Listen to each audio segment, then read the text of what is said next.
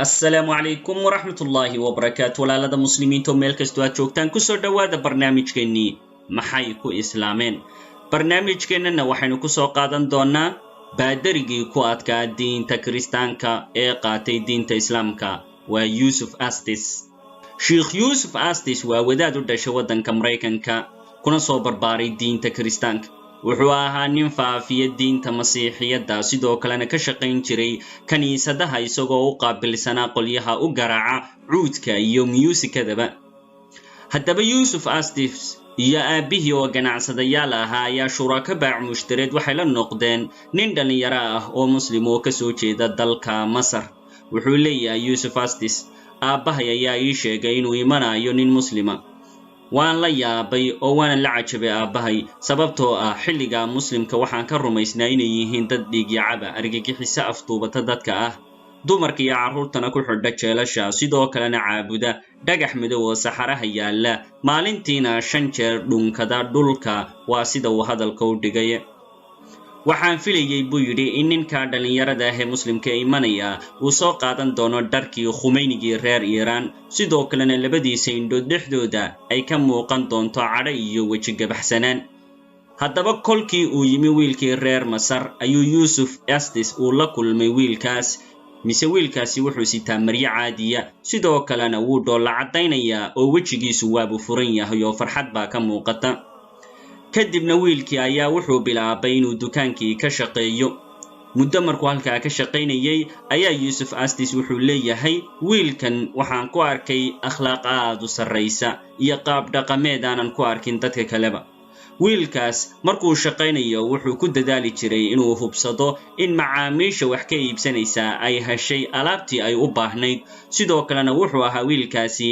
nin run sheeg badan oo aad u dabacsan arrinta ugu yaabka badanaydna waxay ahayd buu yidhi in wiilkaasi maalin kasta 5 jeer uu qaadan jiray fasax gaaban isagoo tukanaya salaadaha 5 ah ee faralka waxay soo jiitay buu yidhi qaabka uu ugu dadaalayo diintiisa isagoo tukan jiray salaadaha mid kastaba waqtigeeda maalinta jimcahana wuxuu qaadan jiray 2 saacadood oo fasaxa isagoo gaari u kaxaysan jiray masaajid meel aad u fog ku yaala wiilkaasi muu cabbi jirin khamriga manuusan fiirin jirin dumarka oo xitaa dumarka gadaashooda muu socon jirin maalmaha Isniinta iyo Khamiisahana marka loo keeno cuntada wuxuu dhihi jiray maya uma baahni cunto waad mahadsantihiin ee waan soomanahay wuxuu leeyahay Yusuf Astis markaan arkay akhlaaqda aadka u sarreysa ayaan doonay inaan ugu yeedho wiilkan diinta kiristaanka maxaa yeelay haddii wiilkani uu qaato diinta masiixiyadda wuxuu noqonayaa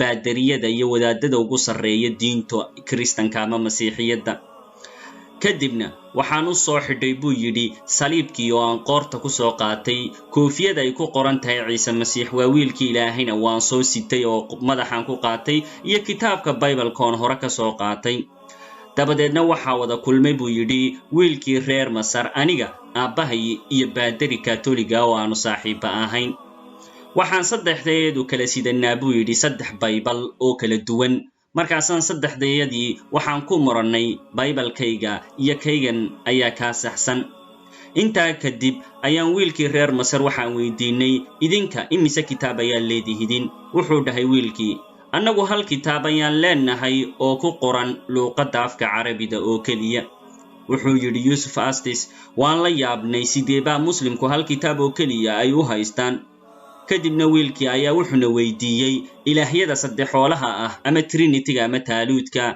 su'aashana waan ka jawaabi kari weynay ayuu yidhi markaas baan annaguna waxaan weydiinay wiilkii inuu rumaysan yahay Ilaahay wuxuuna wiilkii ku jawaabay haa Ilaahay waan rumaysanahay waana Ilaaha kelida ah ee Ilaah kaloo weheliya aanu jirin wuxuuna nagu dul akhriyay suuradda 112 ee Quraanka Kariimka waa suuratul Ikhlaas haddana waxaan weydiinay buu yidhi ma rumaysantihiin Ciise Masiix wuxuu wiilkii ku jawaabay oo uu dhahay haa Ciise waa nabigii Ilaahay iyo rasuulkii Ilaahay waana eraygii Ilaahay uu ku tuuray Maryama wuxuuna ku dhashay qaab mucjiso ah isagoo aan aabba lahayn wuxuuna la yimi mucjisooyin badan sida inuu daweeyo qof cudurka baraska qabay ama ruux indhala inuu indhaha u fiiqo iyo isagoo nooleyn jiray dadka dhintay idanka Ilaahay ku noolayn jiray.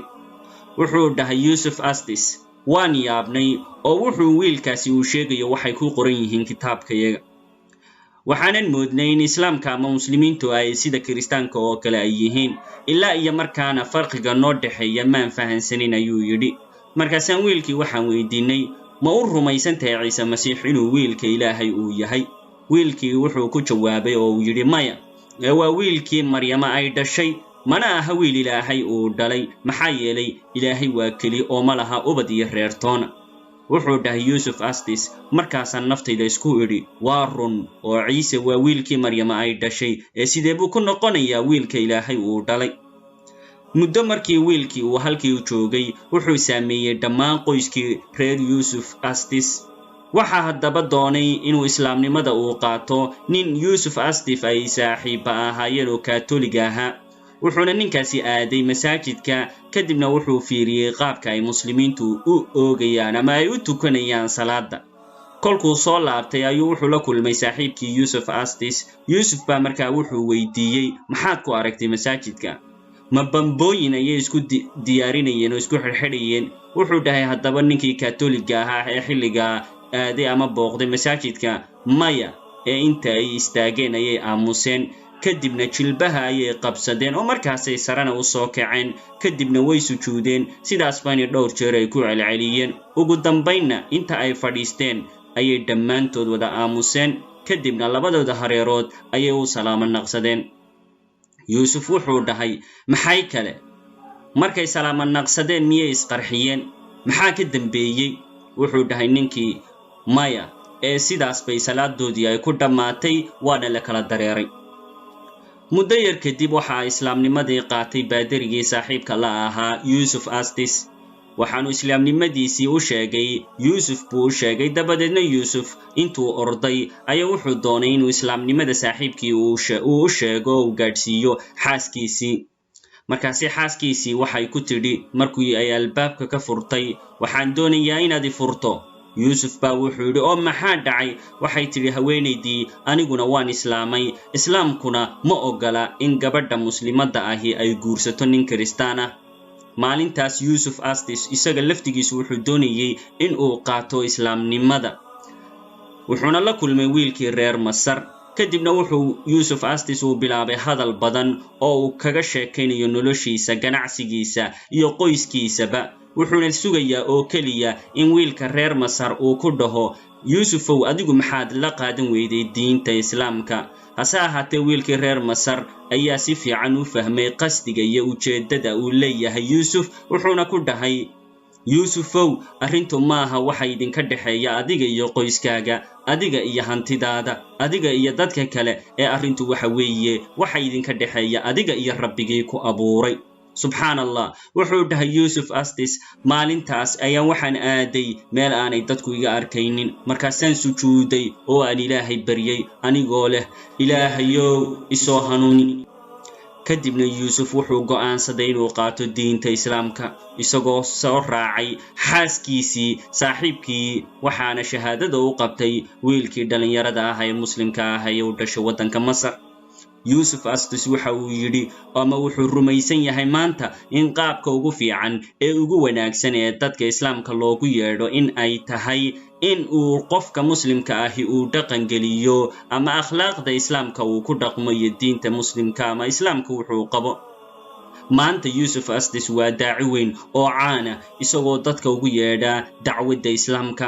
waxaa gacantiisa ku soo islaamay 100 qof haddaanay kumanaanba ahayn, oo ay ku jiraan wadaado iyo baadariyaal kaniisadaha diinta kiristanka ka tirsanaan jiray. And I knew Muhammad sallallahu alaihi wasallam is his final messenger, and I have to follow it. I have to follow it. There's no option. There's no other way. السلام عليكم. walaal si aad u ogaatid xigashada ama meelaha masaadirta ee aanu macluumaadka ka soo helno, had iyo jeer waxaan kusoo qornaa muuqaalka aad daawanaysid halkiisan hoose ayaan kusoo qornaa. marka mar walba halkaa ka akhriso waxaa ku qoran halkan ka akhriso muuqaalkaas ama maqaalkaas. halkaasaad click siinaysaa, deetana waxaa kusoo baxaya bogga maaragtay aanu ku qornay isagoo qoraal ah kadibna waxaad tagtaa halkay xigasha ku qoran tahay waa masaadirtii marka matalan muuqaalkii iminka aan soo dooranay meeshii aan macluumaadka kasoo xiganay waa taas waa kitaabka la dhahda al-isaaba fi tamyiz az-zaxaaba majalada koowaad bogga 340 341 wallahu aclam. asalaamu calaykum.